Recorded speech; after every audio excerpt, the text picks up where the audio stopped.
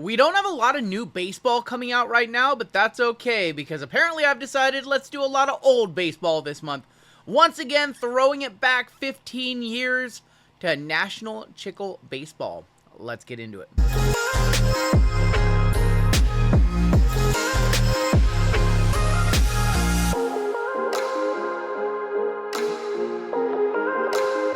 Hey, what's going on YouTube? It is your boy RGL coming back at you again with a brand new throwback video. That's right. We're continuing the series here in March. We've done some 2012 Heritage. We did some 2007 Allen and Ginter, 2008 Allen and Ginter. And now we're splitting the difference and we're doing 2010 National Chicle Baseball. This is a Topps product. 2 autographs, 1 game used relic per box. And I've actually never ripped this one, believe it or not. This is one of those ones that just eluded me back then. If you're new here, go ahead, hit that subscribe button. As always, I do appreciate it. And if you guys like these throwback videos, they're gonna keep coming because I have at least 1 or 2 more in the pipeline. I wanted to do a product that I had no familiarity with. You know, I did Heritage and I did Allen and Ginter. Had some familiarity with those. Had ripped many hobby boxes back in the day. I wanted to do one that I never did back in the day, and this one looked fun. Once again, Mill Creek Sports Cards having this one sitting on their shelf, and I couldn't say no. These are selling for around $200 online. I believe Mill Creek has them as I record this video at $200, and I saw a couple elsewhere at about $200. And the reason why this one is so cheap is because it does not particularly contain any stellar chases. As I look through the checklist, 300 card checklist, handful of rookies. Your 2 key rookies in this one are going to be Buster Posey, Madison, Bumgarner. Very near and dear to my personal heart. I love the Giants. I love the Mariners. But there is some cool stuff out there. Babe Ruth, Mickey Mantle, Phil Rizzuto, Whitey Ford all have relics as far as autos go.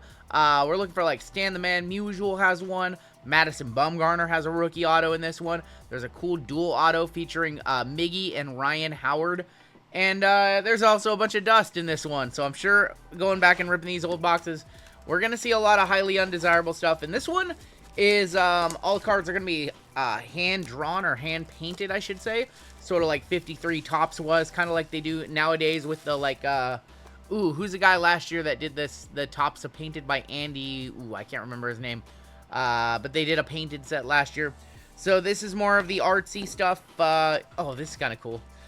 You're going to get a whole little artist gallery. So there's going to talk all about the artists who did the cards. See if there's any names we recognize who are still doing them. Let's see. Is any of these guys still doing cards for Topps? I'm trying to look. Of course, we have the full checklist because anytime we do the old school boxes, they always included the full checklist. You wish you would do that now, but they don't. There is the rookie renditions. Once again, Madison Bumgarner on that list. Buster Posey on that list as well. Some other names. Brantley had a decent career. I think he's still kicking around the league. Toby Stoner, a classic. Not too many other guys. Ian Desmond had a decent career as well. Come over here to the autographs. Longo and Beckham's kind of a cool one. Stan Musial, Carl Yastrzemski's a cool one. Pedroia and Papelbon is a cool one. I don't want that Zimmerman and Figgins one. I can't do it. You're going to see cabinet cards. They are signed by the artists. So a lot of those. And then, yeah, there's your autograph checklist somewhere on there as well. Yeah, it's kind of cool. You just get all the information. And then, of course, here's going to be our box loader on the top.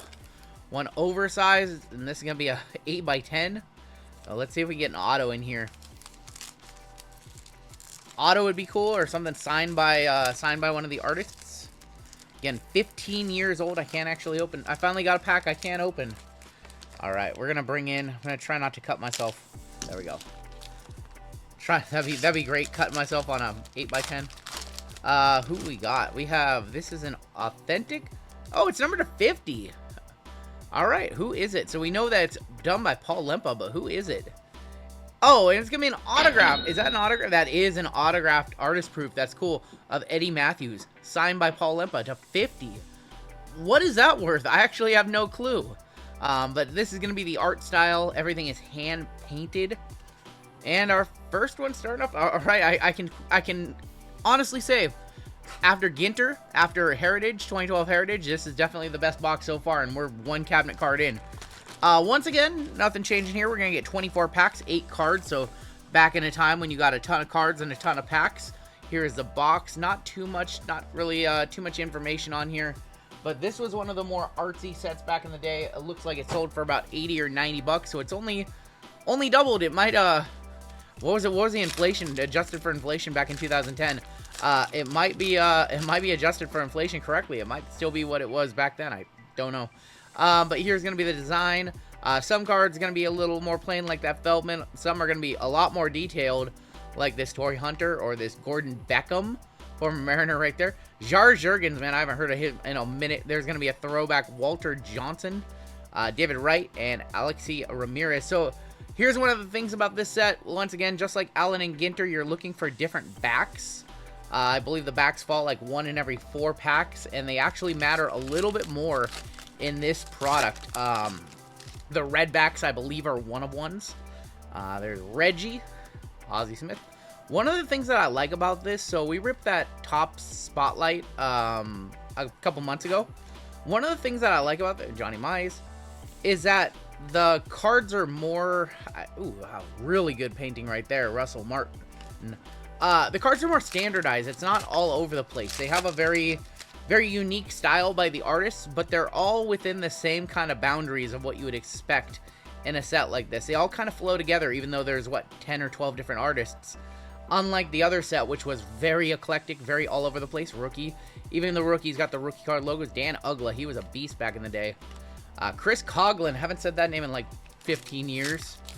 But one of the things that I'm liking as I'm opening this set, and I've seen this set many times. I used to work as a catalog expert at ComC, and I'm familiar with the set.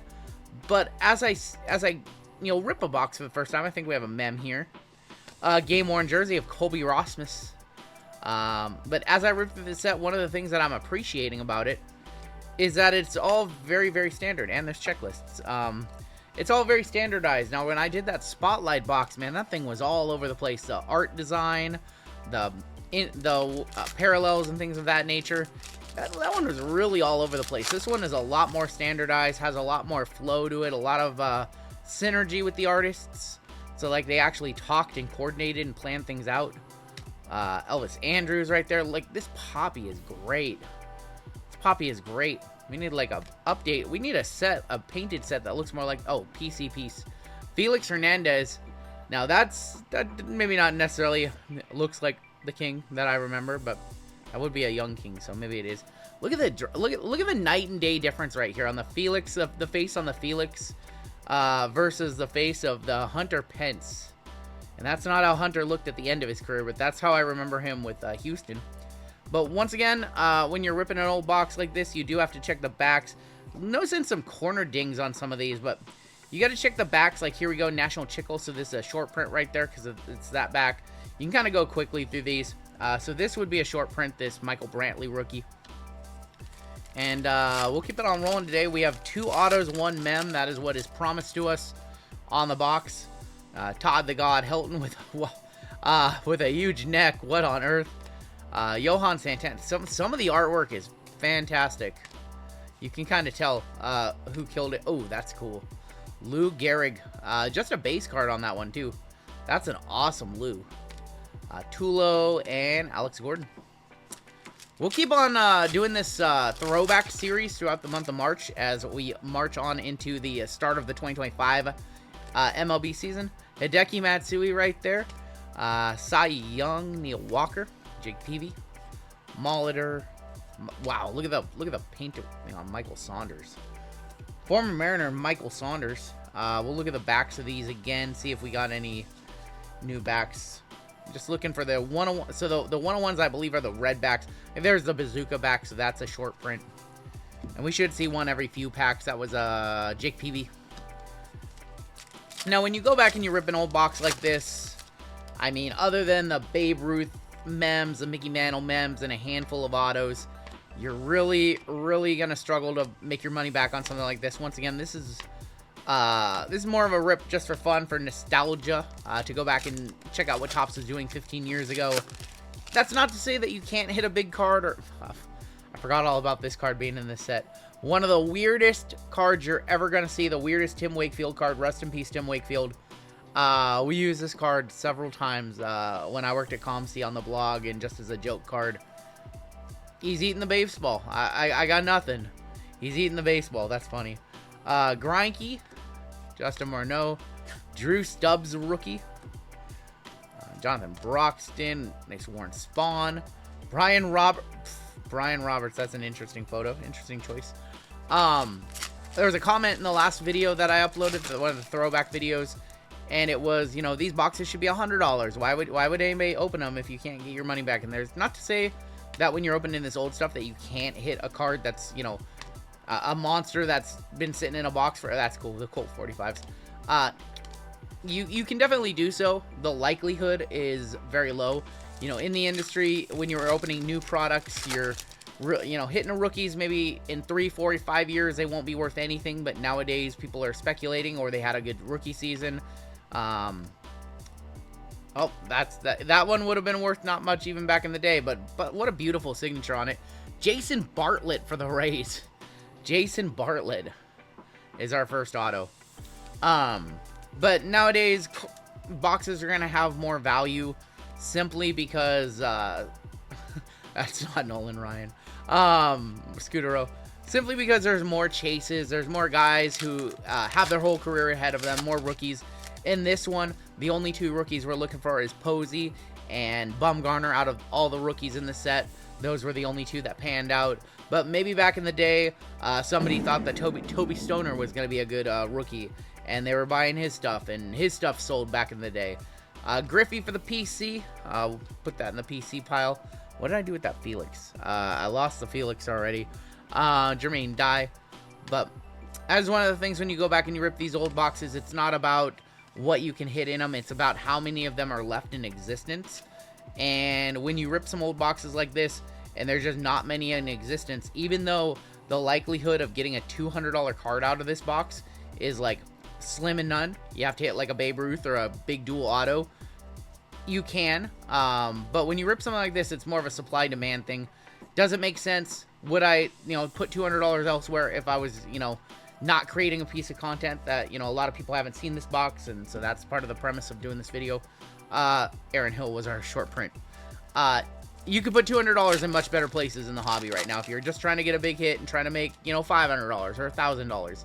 But when you rip this old wax, that's not what you're doing. It's mostly for nostalgia, and the reason why the prices are high, not necessarily because you're looking to get a big hit. It's mostly just because there's not many of these boxes left. Get off my high horse there. Tell a little story. Josh Hamilton, very cool Buster Posey rookie. Not any kind of you know, 101 back. Buster actually doesn't have autographs in this set, unfortunately. Mad Bum does, and hopefully our second auto is a Mad Bum. Actually, off the top of my head, now that I'm thinking about it, I can't recall what that card might even look like. Josh Danks, Jason Bay. That totally looks like him. That's how I remember him as a Mariner. Scott Kazmir, Andrew McCutcheon. So, some of the artists really nailed the faces, and I have a feeling that the ones that I keep showcasing that didn't, it's all like 1 or 2 artists. They have artists of all skill levels. John Lester and Cole Hamels. Incredible art by Ken Branch. John Lester by Jeff Zakowski. There's Duke Snyder. Miguel Tejada, I should say.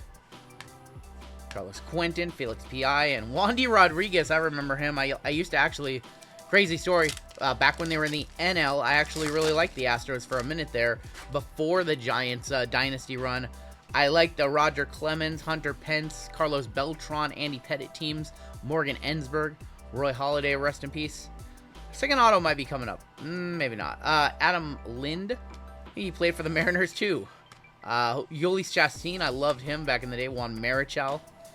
But I like those, that World Series team when they went up against the White Sox. That Astros team was very good. Oh, cool Mickey card right here. Who did the artwork on the Mick? That was Jason Davies. Michael Brantley, Ryan Braun, Jackie. Great artwork on the Jackie. That was done by Brian Kong. Did he do the other one? Short-term memory. As I record this video, that's Jason Davies. Brian Kong, great artist. Mel Ott, Eric Ayabar, and Ubaldo Jimenez. The Rockies from this era, man, they had so many like decent pitchers. And Yolis Chastain, Wandy Rodriguez, or not Wandy, they had Yolis Chastain and Ubaldo Jimenez. I remember those guys. I don't know why. Maybe it's because I played a lot of, there's a Chicle back right there. Maybe it's because I played a lot of fantasy baseball back then. Streamed a lot of pitchers. Another Chicle back right there. Definitely seeing some issues on the corners, the back corners anywhere. Another Chicle back. So, see if we get any red. I mean, if we hit like a big name of like a red 101 bazooka back right there. So, we're noticing that the bazooka backs are the rarest one between the Chicle and the bazooka backs. So, the bazooka back was Michael Bourne. And then here were our Chicle backs, Jason Bay. All right, we're down to 2, 3, 6, 7 packs left. Lucky 7. We're looking for our last auto of the box. Dual auto would be incredible. Madison Bumgarner auto would be incredible. Sizemore, Posada, Freddie Sanchez, Michael Brantley. I like that they did the, ooh, what year was that? That's like 58 or something like that. It's like the 58 Topps design. Longo and Edison Volquez. Forgot all about Edison. Him and Johnny Cueto came up around the same time, I believe. Jason Marquise, Ian Stewart, Dale Murphy, the Babe. Not a Chicle back. There's the Babe. The Babe also has a Braves card. I believe he has a, in this one, I believe he has a Red Sox card too, Gordon Beckham.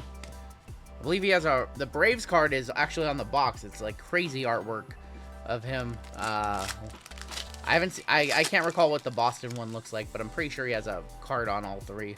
Jacoby Ellsbury, Colby Ross Smith, Johnny Bench, a very young looking Johnny Bench right there. Travis Snyder, local kid to me. He actually played high school literally 5 miles from where I live. Met him. Very cool dude. Seeing some duplicates. I've seen this card like 3 times, I feel like. Billy Butler and Matt Cain. Snydro for the PC. Cool kid. Local kid. We like him here, even though his career didn't really pan out. Played, oh, there's another Bumgarner rookie. Played up in Toronto, had a stint over in Pittsburgh. Never got to play for the Mariners. Feel like he's one of, like him and Lincecum, 2 guys I would have loved to see play for the Mariners. Even if it was just, you know, twilight of their career, just a minor league opportunity. Ugh, second auto, not good. Tommy Manzella. Don't remember anything about him, actually. Jason Bartlett, Roy Oswalt. Man, we tried. Another box where the best card probably going to be our box loader, unless one of these backs, when we look on the back, is like a 101 or something. But I will say another box that, you know, even though we probably not going to get our value back or anywhere close, another box I'm happy to bring on the channel. Another box I'm happy to take a trip in memory lane and rip one that I never got to rip, but cards I'm pretty familiar with. Joel Pinheiro, great Mariner, Joel Pinheiro right there. Ryan Sandberg. Sandberg is a Philly? Maybe he got drafted. Ryan Sandberg is a Philly? I think that might have been the team he got drafted by. That's weird. Cano, another Mariner. A lot of Mariners in this set, at least guys who were on the Mariners at some point. Another Mick. That's going to be a Chickleback. That might be one of the better cards of the day. I don't know what the Chicklebacks and the short prints in this set sell for, or if they're desirable, or if there's people out there looking for them, but let's leave that one up. In our final card of the day, final pack of the day, Kyle Blanks. Is this the dude that hit a bunch of bombs and that's about it? I think so. Dan Herron, Jed Lowry, Tommy Hanson. I think rest in peace Tommy Hanson. I think that was a while back. Josh Johnson.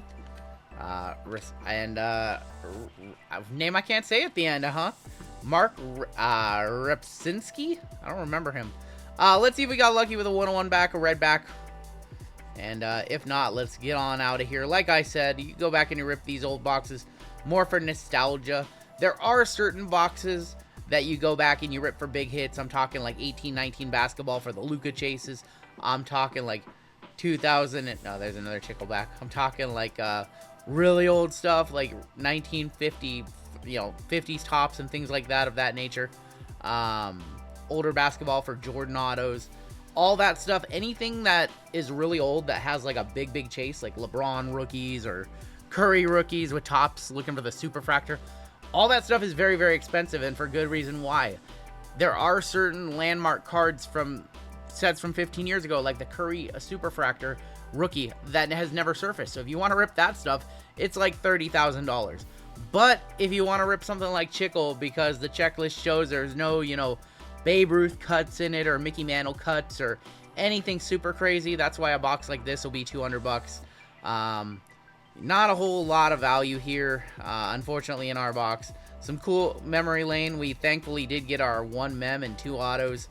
Yeah, nothing super crazy here. Nothing numbered as far as our hits go. Our coolest card of the day might have, in fact, even been the cabinet card, the artist proof of, that was Paul Lempa. That was our only numbered card of the day to 50. I had fun ripping this one. We have a couple more in the works. One of them is going to be 2013 Heritage, the one that I was talking about as I ripped 2012 Heritage. So that one is coming. But let me know what you guys want to see for baseball. If you guys want me to go back and rip any older baseball. If there's anything in particular, as I'm on this little kick of ripping old baseball leading up to the start of the 2025 season, let me know, because we don't have too much coming out in the way of baseball for the next few weeks. That is going to do it for me. Take care, stay safe, and rip yourself some old baseball. It's fun. Catch you next time.